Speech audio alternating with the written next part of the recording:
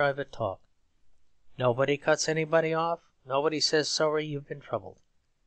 But then the postal service of New York does not work at all. At least I could never discover it working. Letters lingered in it for days and days, as in some wild village of the Pyrenees.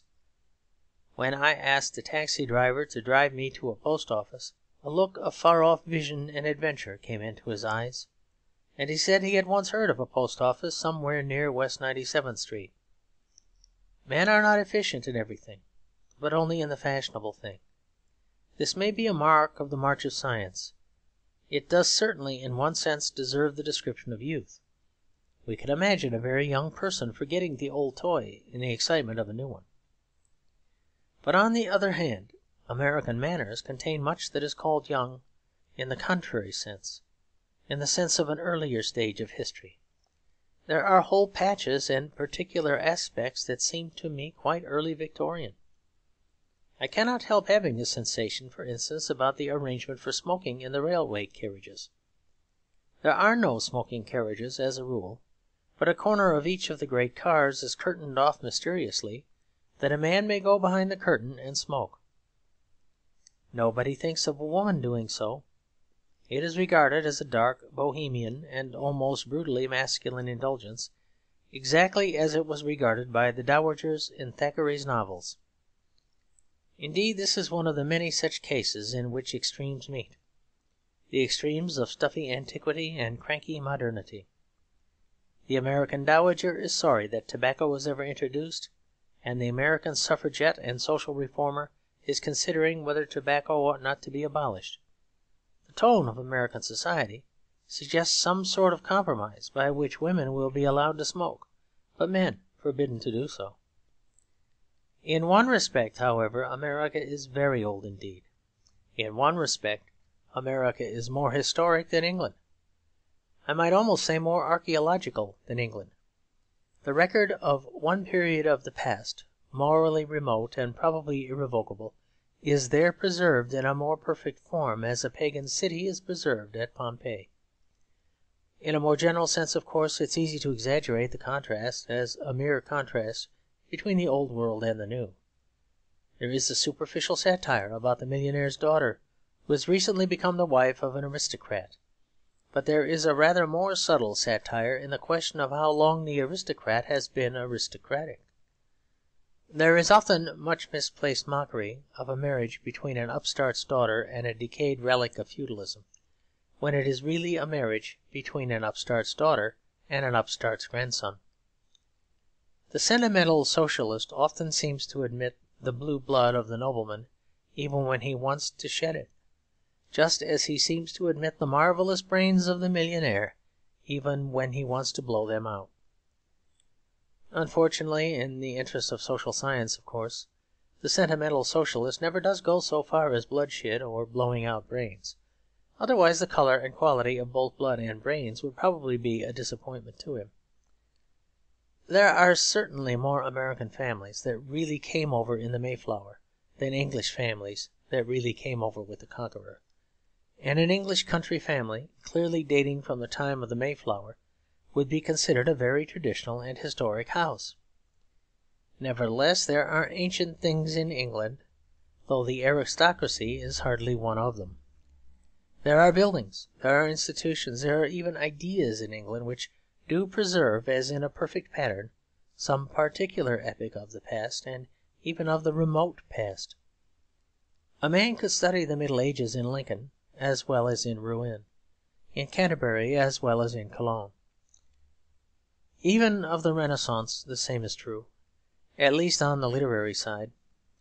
If Shakespeare was later, he was also greater than Ronsard.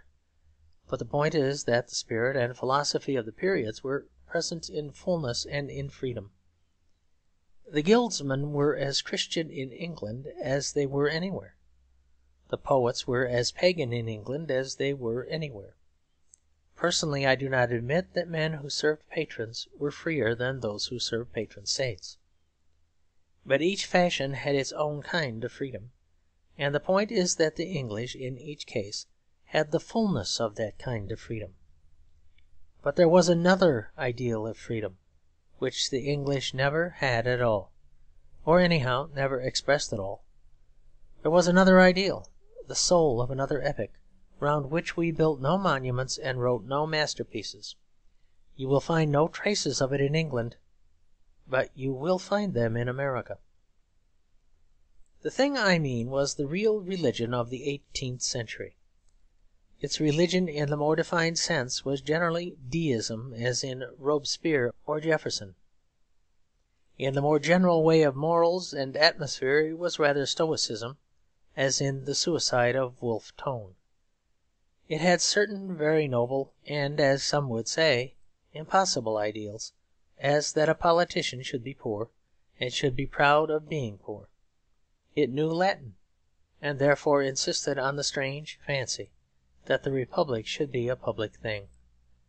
Its republican simplicity was anything but a silly pose, unless all martyrdom is a silly pose. Even of the prigs and fanatics of the American and French revolutions we can often say, as Stevenson said of an American, that thrift and courage glowed in him.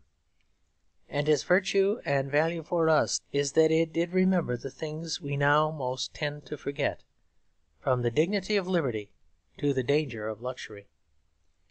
It did really believe in self-determination, in the self-determination of the self as well as of the state. And its determination was really determined. In short, it believed in self-respect.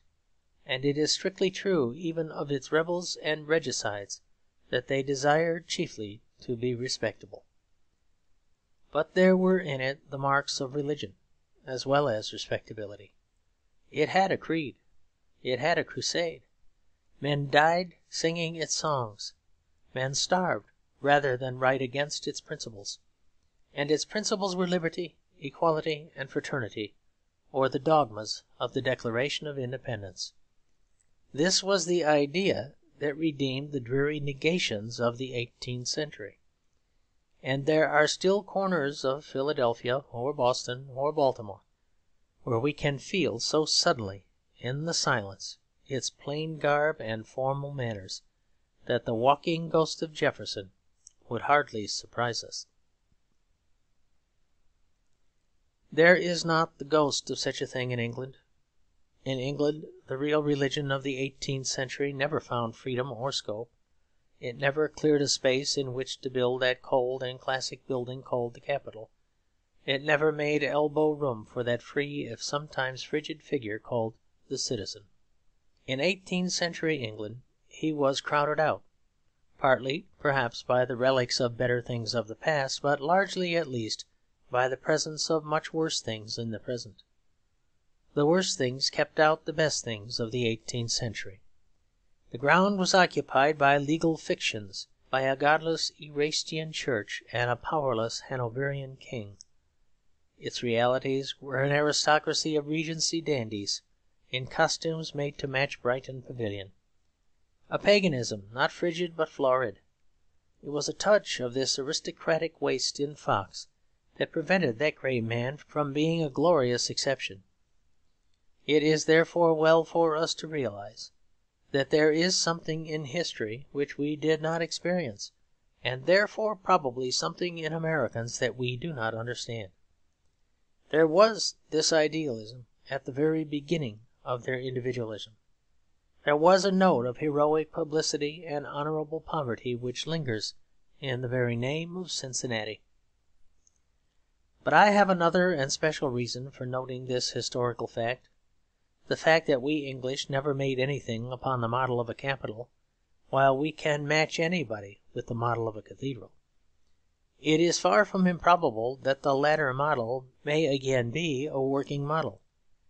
For I have myself felt naturally and for a long time a warm sympathy with both those past ideals which seem to some so incompatible.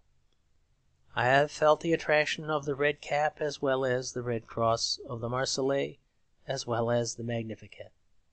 And even when they were in furious conflict, I have never altogether lost my sympathy for either.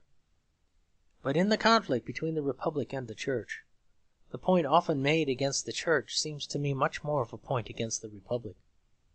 It is emphatically the Republic and not the Church that I venerate as something beautiful but belonging to man.